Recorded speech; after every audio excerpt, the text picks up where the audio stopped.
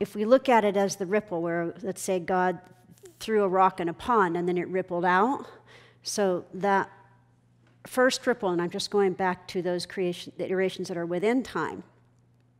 This is highly esoteric, but as soon as you can jump into the experience, please do. Until then, hopefully this will make sense. So that first rock, when the rock was thrown in, you could say that the only individuation in that first iteration was intention. So God had an intention. And then the silent ones would then chant that intention. Okay? So I'm just making this up. Let's say it's an intention of peace. And so they would keep chanting peace. That was the only individuation in the first iteration. There was no form, there was no bodies wandering around, there was no mind, there was no emotion, there was no amoebas, there was no consciousness, it was intention. That was individuation in the first iteration. You get the next ripple out, and that's a little bit further from intention. Let's say intention and actualization of intention.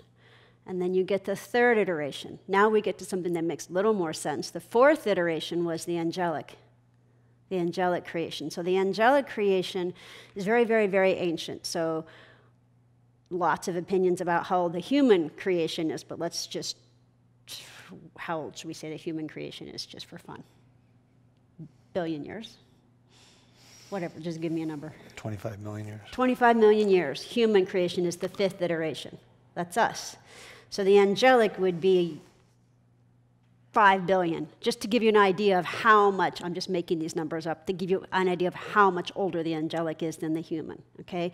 So you go, well, angelic, why is that closer in the ripples? Because first of all, there's no matter.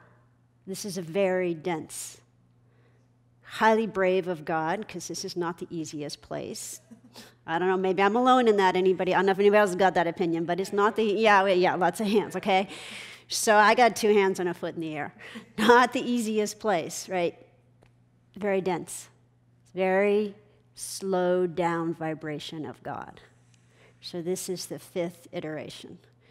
So here's the fantastic news, is we can know who we were in the first iteration as pure intention, even while we know who we were through all the other 4, even while we know who we are in this moment.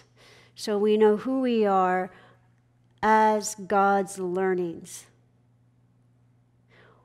Why is that helpful in this moment? Because the mind cannot hold that. So we know who we are as intention, as beingness, as all the acumen and everything we've ever learned, because that's all we truly are, right? We embody many times in the human. We incarnate once, okay?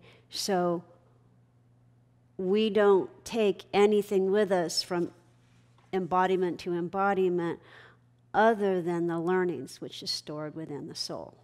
Now, and that's at its densest. Now you go back to the first iteration, you get much less density, but you can know who you are in that. Now, when Michael says it's within time, there is a being of continuity that holds the memory of that issuance. So with each iteration, you don't go into the next iteration going, oh yeah, I was peace in that iteration, and this one I'm peace and actualization in this iteration, and this one I'm an archangel. You don't take that memory, but you can connect into that as you go into the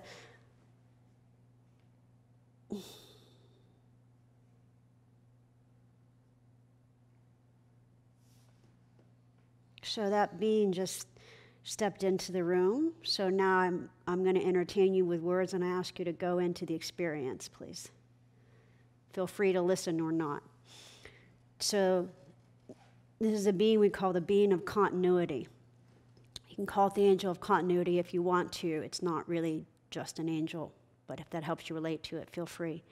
So the being of continuity holds God's memory through the 5 iterations, because they're for the purpose of engaging in each iteration we pretend to forget what happened before, just as we pretend to forget what happened in past lives, or we pretend to forget what happened or is happening in other dimensions. There's a purposefulness to that, so we engage in God's creation in this level. But as you come into many, many, many, many lifetimes and massive evolution, you come into that time where you're ready to let go of all the story.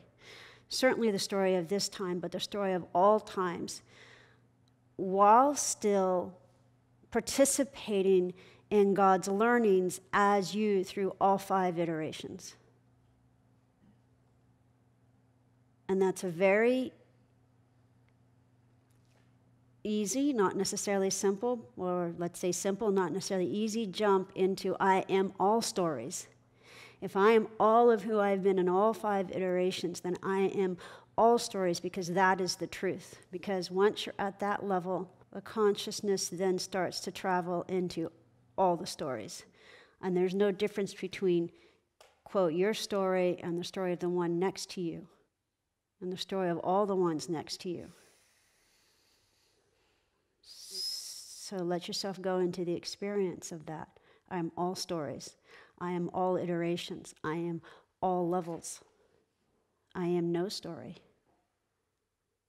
I am aware of being traveling consciousness and the learnings of God as me. But who I am is all stories, all love, all learning, all God, all the time, all the space.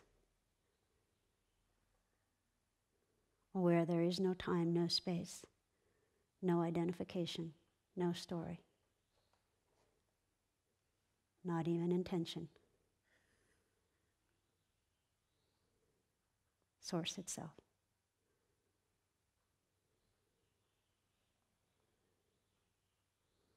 And now if you have any doubt or question, sacrifice that and give yourself the benefit of a doubt and assume God consciousness.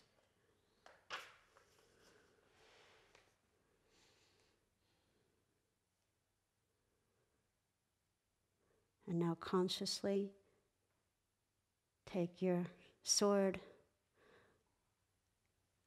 and cut yourself. Cut that cord that would tie you to identification. Cut it consciously now and let yourself flow freely.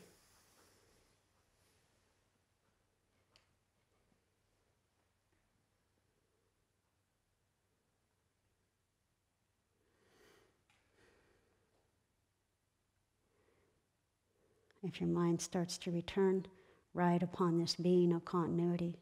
It's pure spirit. Call it the traveler, call it the Christ, call it the Holy Spirit, whatever you want to call it. And ride into that as that.